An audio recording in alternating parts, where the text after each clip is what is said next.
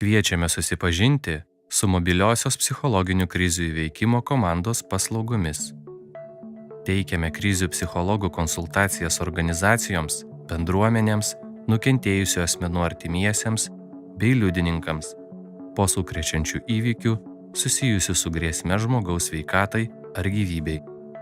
Tyrimai rodo, kad laiku suteikta tinkama pagalba po krizinio įvykio gali sušvelninti jo pasekmes žmogaus psichologiniai geroviai bei organizacijos veiklai.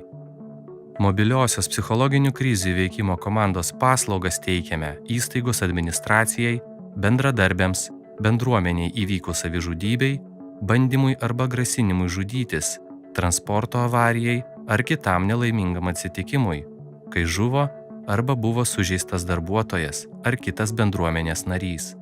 Taip pat po smurtinės mirties ar kitokio sukrečiančio grėsmingo įvykio.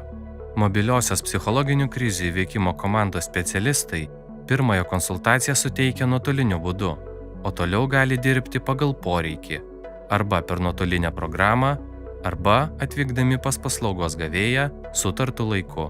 Atvykus pirmoji konsultacija teikiama administracijai arba krizių valdymo komandai.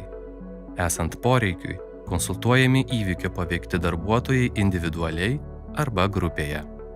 Padedame įstaigos administracijai ar krizių valdymo komandai planuoti krizės valdymo žingsnius, konsultuojame darbuotojų bei artimųjų informavimo klausimais. Esant poreikiui, teikiame tęstines konsultacijas labiausiai įvykio paveiktiems darbuotojams, o darbo pabaigoje administracijai ar krizių valdymo komandai pateikiame išvadas bei rekomendacijas tolesniam krizės valdymui. Paslaugos teikiamos nemokamai. Nekonsultuojame, kai nėra neseniai įvykusio krizinio įvykio, taip pat ilgalaikių užsitęsusių sunkumų atvejais.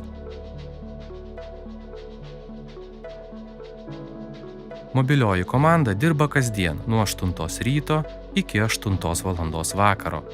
Galima kreiptis telefonu arba elektroniniu paštu. Jeigu įvykis nutinka naktį, mūsų specialistas susisiekia ateinantį rytą. Jeigu nutiko krizinis įvykis, kviečiame kreiptis ir nukreipti.